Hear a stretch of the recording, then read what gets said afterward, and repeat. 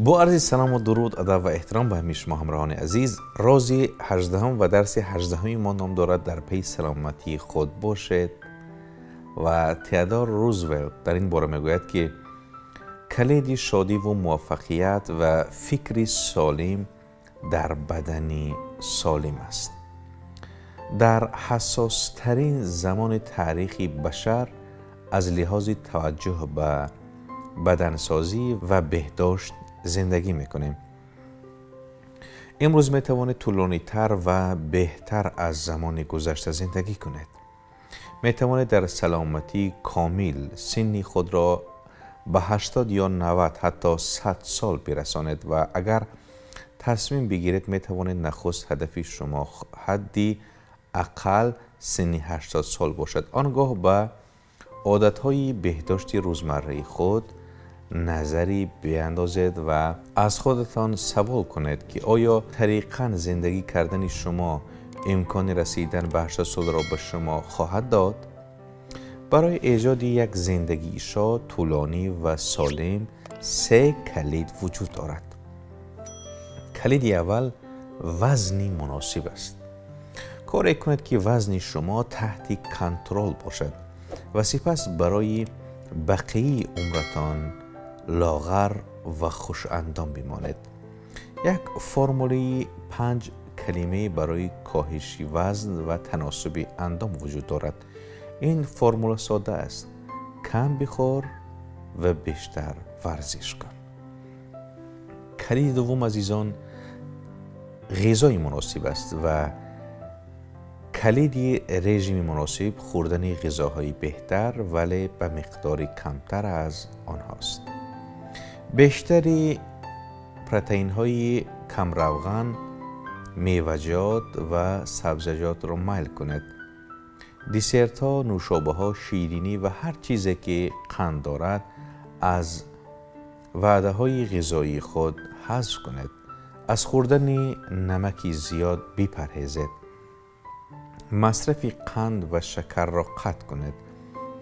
بجای آن که روز 3 وقت کامل غذا بخورید، به نسبت های کوچکتر ولی در 4 یا 5 دفعه غذا را میل کنید. وقتی به کنترل کامل عادتهای خوراکخوری خود اقدام میکنید، در خواهید یافت که کنترل عادتها در دیگر بخش‌های زندگی نیز آسان است. کلید سوم عزیزان زندگی طولانی ورزشی مناسب است و بدین منظور لازم است که هفته 200 دقیقه یا به طور میانه روز 30 دقیقه فعالیت فیزیکی شدید یعنی ورزش داشته باشد. می توانید هفته 3 تا 5 روز و روز 30 تا 20 دقیقه برای پیاده روی به بیرون بروید. اگر واقعا خیلی جدی هستید، با عضویت یک باشگاه ورزشی درآیید یا تعدادی دستگاه ورزشی را برای خانه‌تان بخرید و خیلی شدید و جدی ورزش کنید.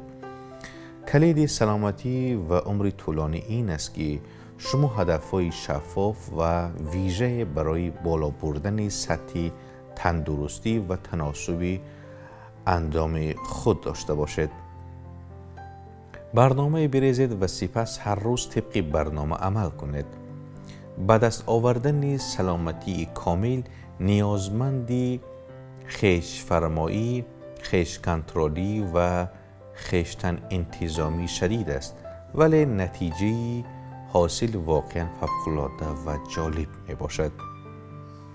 مثلا اگر هدف مالی شما کسب سرمایه یک ثروتمند و یا $1,000,000 باشد، هدف شما باید از نگهداری سلامتی و بهداشتی بدنتان باشد تا عمر طولانی داشته باشید و از زندگیتان بیشتر لذت برید.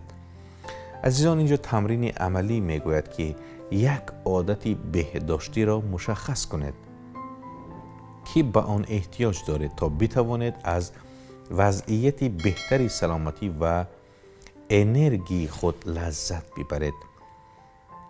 مثلا شاید این عادت حذف دسرت باشد. در آغاز رعایت این عادت را جدی بگیرید تا کاملا برای شما عادی شود. عزیزان، در فرهنگ ما نیز کم خوردن، کم گفتن و کم خوابیدن بهترین کلیدهای موفقیت انسانی هستند که ابوعلی ابن سینا گفته است. خب اینجا ما به پایان درس 18 رسیدیم و موضوع امروزی ما طور شما دیدید درباره خورش غذا، ورزش کردن و سلامتی بود که واقعا سلامتی این